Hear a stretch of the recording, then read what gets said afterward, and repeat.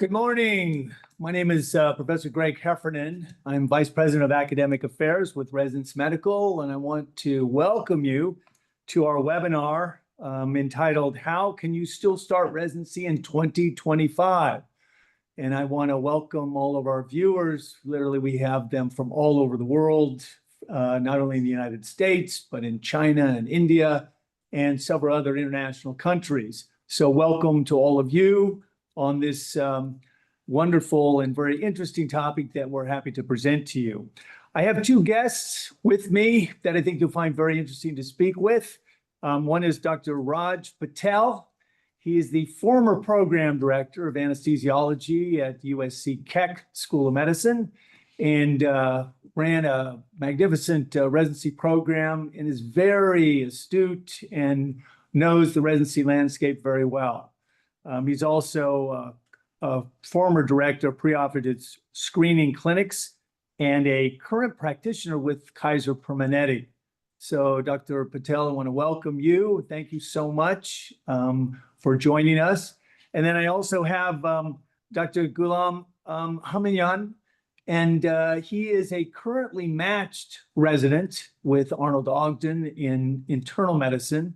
And I think his journey into residency is going to be very insightful for many of you that are visiting us. And so welcome, Dr. Ghulam, for your time here as well. Both gentlemen will be available for questions. And this webinar will go about 45 minutes. There are several sections to it, and we will pause and let you send some questions as well as we're going forward. But first off, I want to kind of encourage many of our viewers that if you're feeling a little discouraged, if you haven't matched in, don't give up. We ourselves are actually moving and matriculating people into residency just last week. And this week, Residency Medical is one of the few organizations that actually starts GME programs. So we actually create some of the schools. And we kind of pride ourselves on wanting to start some really good GME residency programs that serve well for the hospitals and the patients. But there are, I know, concerns about the visas, and that is kind of an ongoing challenge. But if you've been watching the news, it is dissipating. For example, the pause for J's with China, for example, has virtually disappeared now that they've sort of resolved some of the tariff issues with the current administration here in the United States. We're anticipating other non-pauses or pickups with the visas. So that's something that, don't lose hope. It will get better. There is a significant opportunity still for doctors to match in. The last thing I want to say is that for many of you who are IMGs, you need a team behind you. And a lot of the U.S. graduates here at medical schools in the United States have a team to support them. And one of the things that Residency Medical does is provide a team for you to support you, to help matriculate you into residency.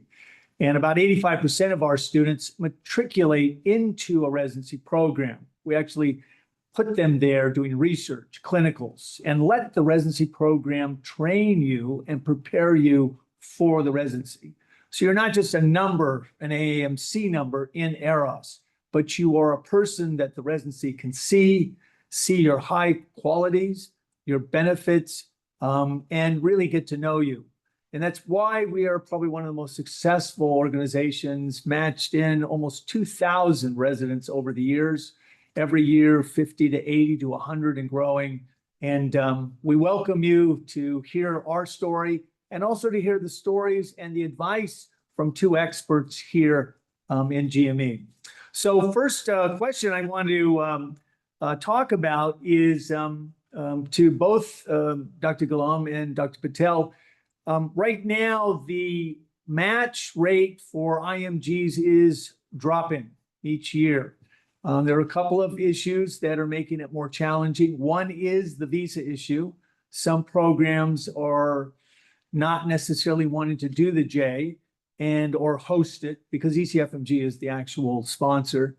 But the other area seems to be that it's just getting more and more competitive. There are a number of new DO schools for graduates that are now coming into play. And the Caribbean medical schools have a lot of candidates that are also applying into residency. And many, if not most of them, do not necessarily need visas. So these two areas are kind of challenging. But I want to ask both of you, what would be your advice if you wanted to try and continue to match in even this summer, even to be maybe aware of new programs that are starting this summer? Any advice from your guys' perspective? I would like to give a little history background as to why we now have this IMG numbers going less into the ACGME residency programs. So if you look back, by 2018, it started in 2016, but by 2018, they did implement the complete MD and a DO program together. And if we look at medical school numbers, at least I can tell you about USC, others were pretty similar. But we went from 150 positions in 2005 to 190 position, which is around 27 to 30% increase by 2015. And this not only happened at one medical school, but it happened at almost every medical school in the United States. And one of the main reasons is medical schools are profitable. For every institution, it's a big, profits that comes in, and they can pay a little higher for the professors at the university for teaching the medical students.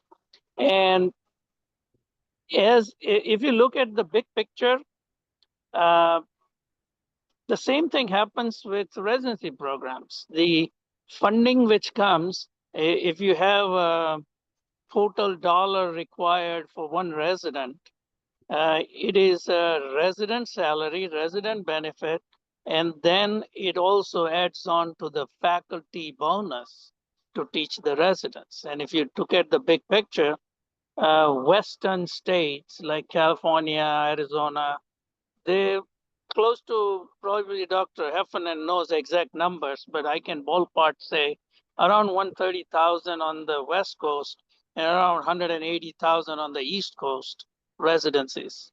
That is usual the funding which occurs. And so now the local production is so high that by 2018, we started seeing US graduates not matching. And that number keeps rising over time. And obviously, our international graduates still match. One of the main reasons they match is their score. Usually they have an excellent score, and that's the basis for all international graduates to make sure that they get a good score to compete with the US graduates who have a low score. And also the location of residency, which makes a big deal for international graduate. If you look at Northeast of America, which is all the way from New York, Boston to Detroit, Chicago, down to Carolinas, you take that whole big area, 60 to 70% of all residency programs are located in that area because the population is high and the medical school concentration is high. And the rest of 40% is all across the America, the positions. So this makes the landscape extremely competitive now. And then we'll talk a little bit later about there are places who actually prefers foreign graduates over American graduates. Dr. Ghulam, you have any specific points? Yeah, I will agree with you, like what you say. In addition, I will say that the problem with IMG graduates are that they are not given opportunity to shine themselves in the system. The the foreign the like the American graduates, they are in the third year, fourth year, they start rotating in the hospitals, and in that way, the program directors know about them very well. But the problem with IMGs are they have no rotation in the hospital, and the program directors are unaware of their abilities, and they are not able to shine themselves in front of them. That's also the reason, as the system is not like providing them opportunity to appear in the system and shine their abilities in front of the program directors. So that's the reason. In addition to it, like the visa you were mentioning, so visa problem is also a new problem right now, as like 12 countries are banned from them, and like there might be some candidates who will be unable to start the residency. So that's also an issue for them. And also like the rising number of medical schools and the Caribbeans, because Caribbeans directly rotate in the hospitals in US, and they get opportunity to like to show their abilities there in front of the faculty members, which the IMGs are unable to do it. In the COVID, you know about like in the COVID, most of the observerships were shut down, and students were not given opportunity to shine at that time in front of the program director and faculty member. Also the reason. That's why the number is going down for the IMG. Yeah, Dr. Kalam brings up an interesting point. The Caribbean schools do rotate in the United States at least 1 year or more, and that gives a significant advantage in terms of doing that. He also brings up an interesting point because he is matched in or matriculated into residency in the Northeast, just as you said, Dr. Patel. So that is an area that he is now going to be serving as a resident in upstate New York. The other point that I wanted to bring up is that Dr. Ghulam was integrated into that program. And this is what I had mentioned, about 85% of all the students that we help matriculate into residency. And we do it out of match, we do pre-match, we do it actually in the match. But most of the candidates are integrated where they spend 6 to 8 to 9 to 10 or 12 months in the residency. So they can shine and get that opportunity. And you're absolutely right, Dr. Ghulam, the IMGs just don't seem to get that opportunity as much. Go ahead, Dr. Patel. I think you were going to add something.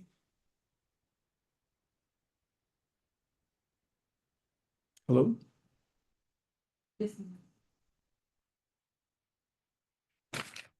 I think you're muted, Dr. Patel.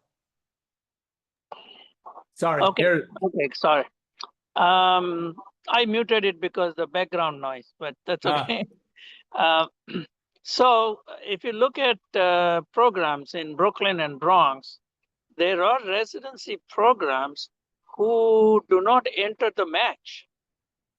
And what they do is they have advertised enough around for international graduates that they directly apply to the hospital system. And they call them for interview. And they know that they want these foreign graduates with excellent scores. And once they think that this person is good for their program, immediately they want them to sign on the form and ask them to withdraw from NRMP. And if the student accepts it, they got the residency. And one of the reasons they do that is no American graduate, I mean, some will if they have no other choices. They don't want to go to Brooklyn and Bronx to do residency. So that's one of the disadvantages for them to get good American students. So then they realize that why will I take a non-good American student when I can get an excellent score foreign students who work hard and who never complain and never bothers me as a program director, and they come out first class at the end of the game and they pass their boards on the first shot. I mean, this for a residency program, this is a dream and it works for them. So there are programs like that which do something out of the match. You're absolutely right, Dr. Patel, too. And we're aware of several programs that have pulled out of the match and are specifically interested in interviewing IMGs and DOs. For those who are listening, if the match requirement, if you're a USMD graduate from a US medical school, you're required first year to apply in the match. You cannot apply out of match. If you are a DO student, you have the ability to apply out of match, and obviously an IMG, you have the ability to do both. And if you pre-match in on a program or an out-of-match program, you have to alert the NRNP if you are in the match that you have basically accepted a job and you are no longer eligible, just as Dr. Patel said. There are some other reasons too about some programs pulling out of the match. Some of it has to do with just some concerns about US grads coming out of medical school. And Dr. Patel, we could probably talk about this a little bit, possibly Dr. Ghulam. But was a concern that, you know, if a US grad goes into a program or matches into a program for whatever reason that they maybe weren't really thrilled about, or an area they're not so good about, and or a program that's new or just starting, they might not be happy with that and they could complain about it. And residency programs, when they're first starting, sometimes need to grow and get better and get stronger. So that kind of complaint can often create more accreditation issues if enough people are doing that. And I've had program directors and even deans express concerns about that because of programs that were basically shut down because of complaints by the residents that they didn't feel was correctly stated. But anyhow, there are programs that are pulling out of match as well as this discussion is going on. So a lot has changed in the recent time about how many interviews they give per slots they have. So if we go back 10 years to 12 years, we used to have a simple calculation. We were inviting 4 to 5 residents per the number of slots you have. So if you have 10 slots, we're going to interview 50 or 40. And then also it depends on what kind of a specialty it is. If it's like internal medicine, then there is a lot of applications and they will interview probably less. If it's a ENT or orthopedic surgery, they're going to interview times probably 15. So that means they have to interview more people because they have such a low number of slots. So the things have now changed with gold slots and silver slots. So when you make an application, you can apply and prefer that institution as gold or prefer it as a silver. So I can give you example of anesthesia where there is 5 golds you are allowed and 10 silvers. So total 15 applications you can apply these. The remaining applications will be without gold or a silver. And then when you look at the importance of gold and silver, every institution has a different way to look at it. Just because you applied as a gold and a silver, that doesn't mean you're going to get an interview. But if you applied as a gold, there is a higher chance that institution wants to at least interview you and find out why you put it as a gold. Some institutions will say, okay, we're going to interview all the gold and silvers. And then some institution will say, we're going to also go into non-gold and non-silver applications and at least review them to see if there is any competent one to call for interview. So you're going to see all these different types of things. So be very careful when you apply these golds and silvers, because you don't want to waste your golds on Ivy League universities and end up with not getting an interview.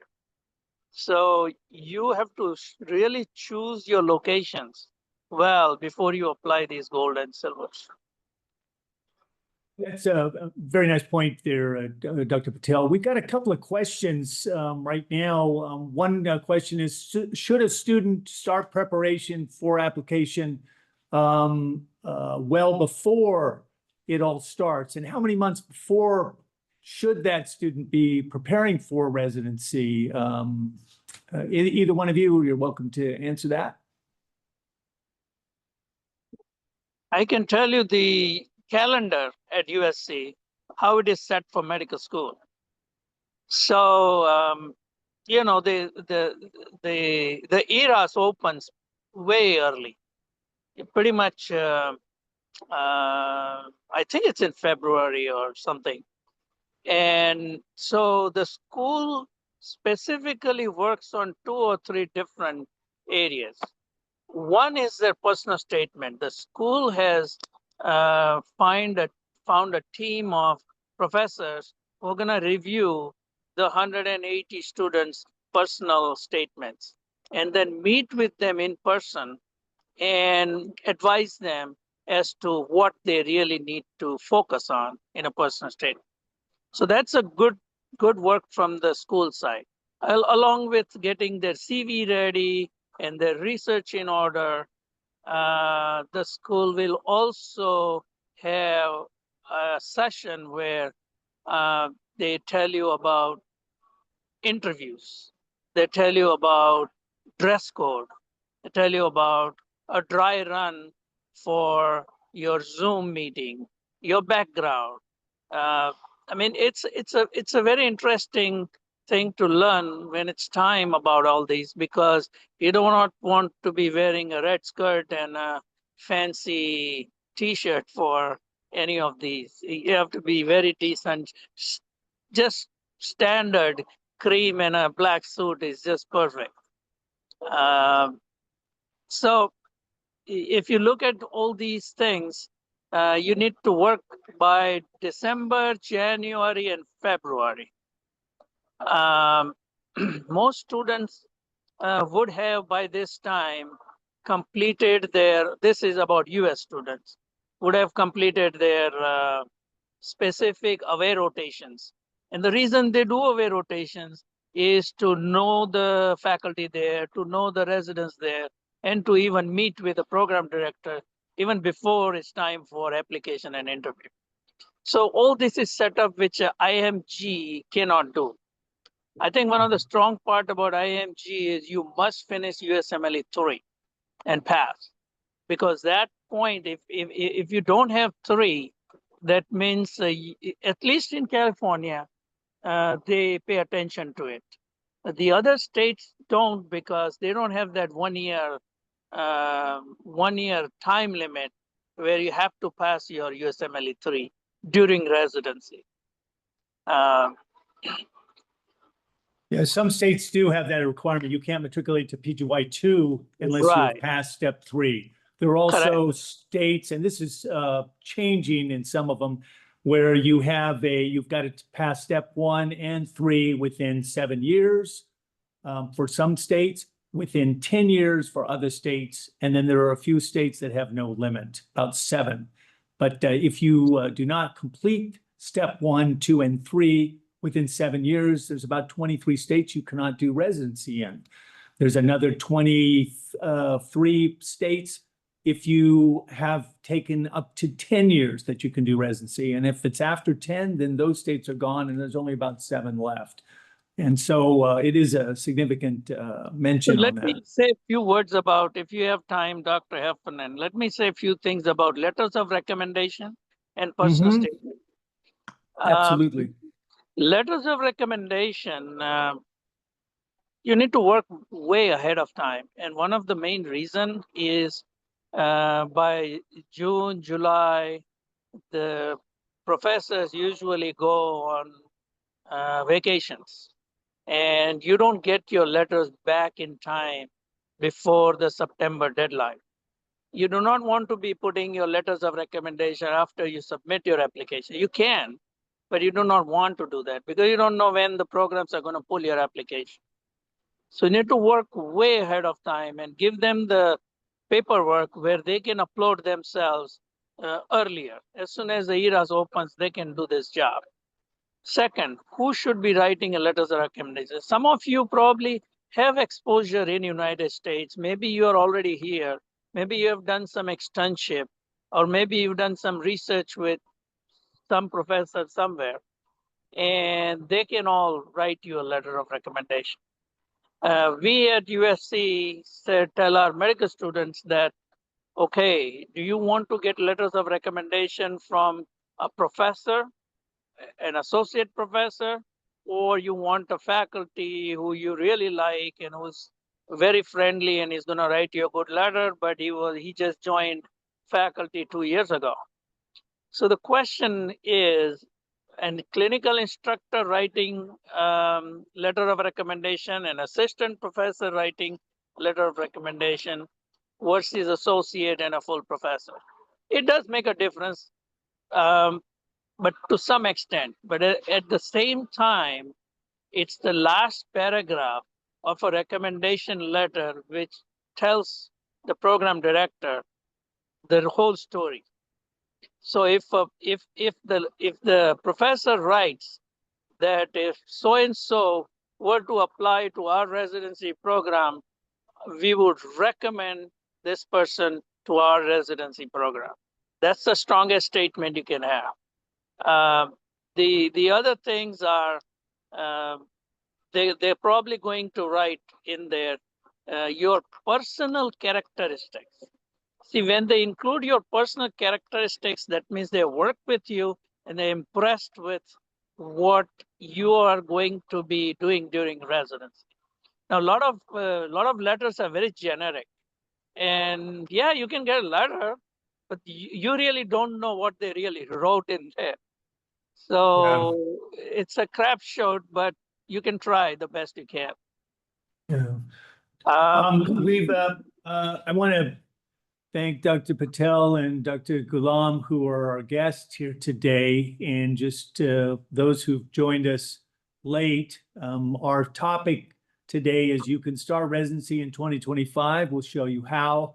And I have Dr. Raj Patel, former program director of anesthesiology at USC Keck and a current provider with Kaiser Permanente, and Dr. Ghulam Hunayam, and he is a current resident in the Northeast with Arnold Ogden. And both of these gentlemen are giving some very good advice and insights on how you can potentially get into residency even this summer and even before the new season starts. Dr. Ghulam, I wanted to just ask you in terms of your own pathway, because I know you were somebody that, we encouraged not to give up. You'd had some challenges and you stayed with it, and you are now an internal medicine categorical resident on your way. Share with us in terms of preparation that you feel is most advantage for IMGs. Yeah. So first of all, for the previous question, I will suggest like we're applying for residency. So first of all, like complete your step 3. This is the most important thing which the program director sees, because if you are not done with step 3, so it's a big problem for them, because in during the residency you will get time for holidays and like to for the prepare of your exam, and that's a problem for the program directors and the program. So in that way, I will suggest you for the IMG, like it's the most important thing for you to do before you apply for it, like during this time. My journey, I'm an old graduate, and I did my graduation, and then I came with as the resident medical, and they helped me in navigating through this process. The problem I was facing, I was not able to like show my abilities to the program, and then they put me as a research coordinator, and in that way I worked for the hospital, like worked in research projects, and in that way, meanwhile during that time I was also rotating in the hospital, showing my abilities, presenting my cases to the attendings, and in that way I was able to show my abilities. And this is how, and also they prepared me very well for the step 3 exam, and I excelled in it.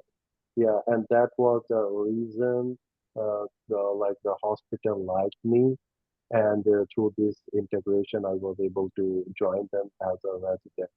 So the challenges like different candidates, IMGs are having in US is that they are not being given the platform to perform. Like if you are not given a stage to perform, who will see your ability? That's a big problem for the IMG. And the resident medical, they give you an opportunity and they give the opportunity to show my ability. And this is, I would suggest, the students that like if they rotate in the hospital, rotation in the clinic is not beneficial because like what happens is in the clinic, the program directors are not there, the faculty members are not there. So in that way, you will not be able to integrate into the system. So integration is in, like if you work as an observer there in the hospital. In that way, residents like your because in the program they like the different residents they see your characters and they also like how you work with them.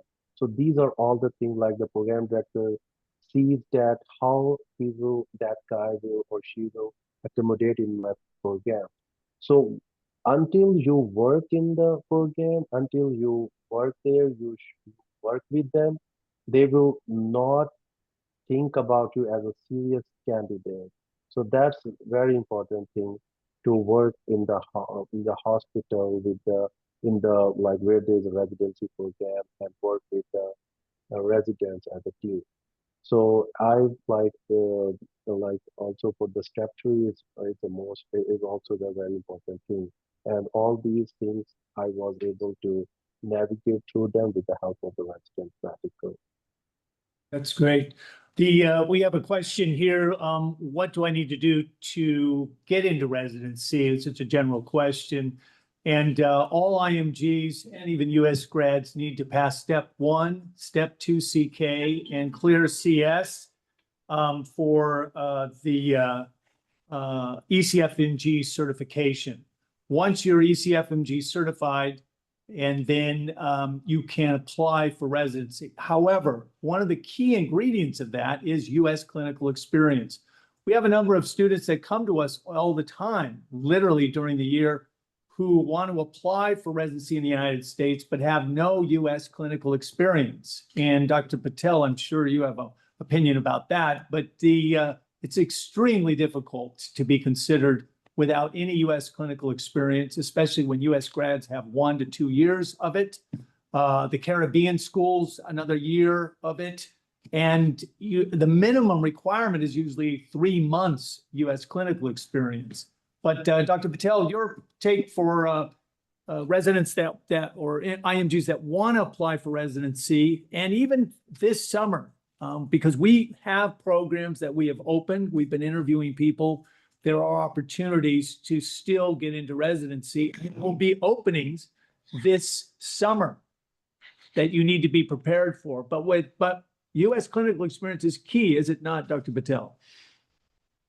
Yeah, it is, because when it comes to competition, obviously who has some experience in US system is preferred over the one who doesn't.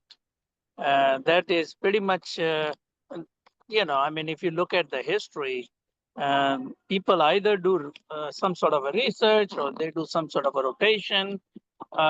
They call it an externship. Some places don't allow externship. Some places do allow. It's a lot of research on their part, and maybe residents and medical can help in that area. I think that's the big area where a foreign graduate has no clue where to even land to do all these. Go ahead. Yeah. Add something. No, let's finish this question. You go ahead, Dr. Heffernan. You had something. What Dr. Patel is referring to too is when you apply in ERAS, there are certain filters the programs will place. Some of those filters might be a year of graduation minimum. Most of the U.S. medical school residency programs have a minimum of 2 years or less for graduation from medical school to be considered. If you are beyond that, I think 99%, 98% will not interview. A filter will say, nope, we cannot interview that person. Another filter can be if your scores are at a certain level, they will set a filter. Another filter can be your U.S. clinical experience. If you don't have a minimum of 3 months, they could filter you. So part of these filters that are set up we kind of circumvent for older graduates, graduates who need clinical experience by place them in a residency program. And that's why 85% of our students are integrated in. We literally are pulling them out of ARIS where they can show themselves and achieve residency that way. And we have students achieving residency all year round. Not only with the programs that we're opening and we're interviewing students for, but programs that we're affiliated with that have openings. And all summer, we have openings that come up during the match. There was a question, Dr. Patel, that I saw for the LORs. It's a good question, and I'll mention this to both of you. The question was, if I have an LOR that was uploaded and it was in 2023, should I use it in 2026? Your take on that, Dr. Patel? What I would do is I would communicate with that doctor again and tell them, if you want that same person to be added in 2026, then you have to tell them what other experiences you had in the meantime in the 3 years. And they can rewrite that letter appropriately for your new year. I don't think we need to upload the same letter that way. But if you didn't have anything more to add, then I guess that's the last choice you have left. But most likely, whoever wrote you a letter would not mind to rewrite a letter for this year, because all letters have a, hopefully somebody reads the date. Most of the guys don't even read the dates, in the system. But again, you decide if you want an updated letter, it makes more sense. Dr. Ghulam, your experience? Yeah, I will say that like the candidates should upload the newer letter of recommendation, the most updated one, because the previously it looks not good that like he is using that one and he has not like for the last 3 years he has done nothing, so that the program director can think about it. So if he has a choice, like he should update the letter of recommendation. If you do not have any choice, then like you have to upload the previous like the 2023 one. That's that I would suggest. Yeah. And What also about, read on the go yeah, ahead. also read on the application how many letters of recommendation they want. And if you have 5, don't upload. Most institutions are happy with 3 letters of recommendation, Right. and they don't want to be reading all your 5 recommendation letters. So yeah, go ahead. I know some schools and some residencies need 3 letters of recommendation minimum to even offer a residency contract. That is the Yeah. requirement. So it is very important that it's 3. I have another question here. They're saying that how important are publications, research publications, and does that help? What's a good number? Dr. Ghulam, your experience, you were doing some research, correct? Yeah, so publications are very important. Like if the publications are for like different hospitals, like the university hospitals or who have research opportunities there, they look at the publications very seriously because they have a different research programs and they do research, so they want a good researcher so that in order to help them during the residency in their hospital. So publications are important, and if someone do not have any publication, so they can also add the poster presentation there or something relating to the research. If the publications are just submitted, you can write down in the submitted section that this is submitted and not published yet. So publications are very important, like different programs see it very seriously. And some like hospital, they do not, because they are community hospital, they do not see it.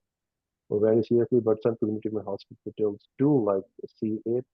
But like you should have publication, otherwise your CV will not look as much good. So I think whatever research opportunities you had, or even experiences you had, even if you had some presentations, you can put it in your research section.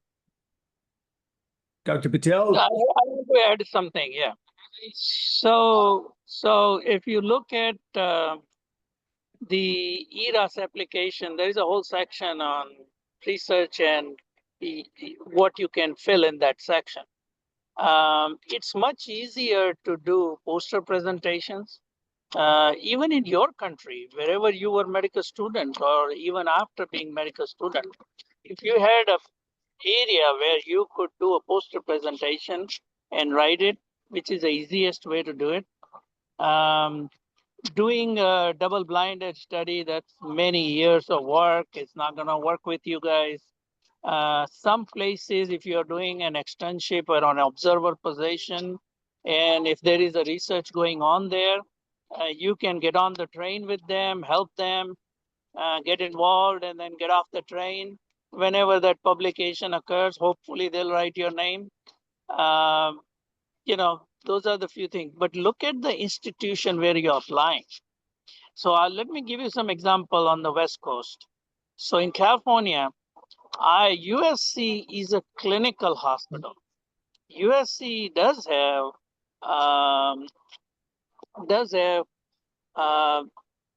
research in many different departments. But if you come down to anesthesia, we don't have a lab. We don't have bench research. We have clinical research, not really a double-blinded study, which takes years to finish, but we have clinical research. So it's short, maybe retrospective, maybe prospective to some extent. And then in 2-3 years, it gets published, and residents and medical students who participated gets their name in there.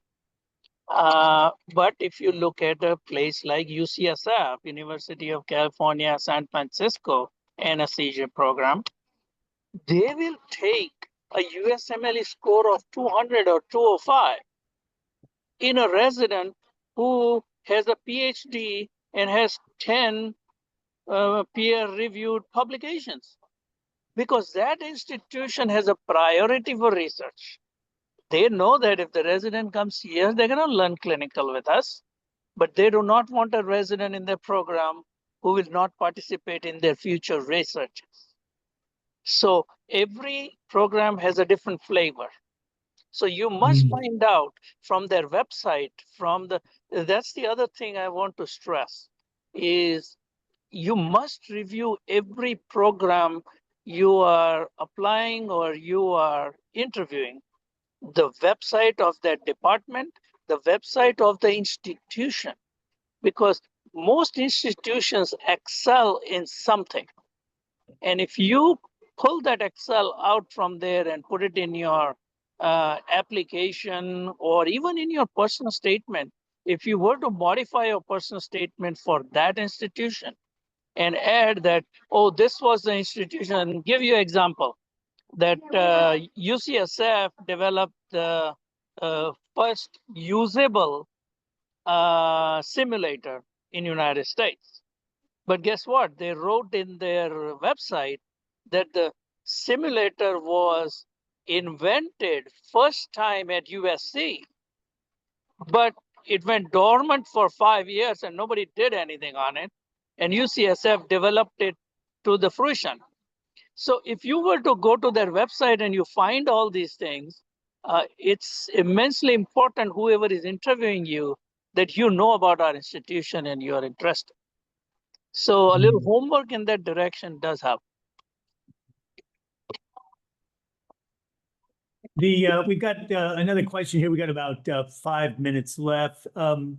Where can we find programs that still have unfilled positions for July 2025 with a start date? How can we apply to them?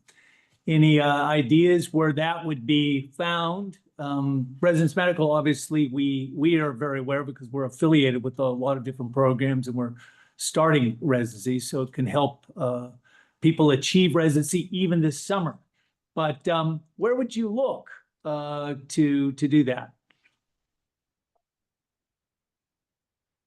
Dr. Ghulam, you have any idea?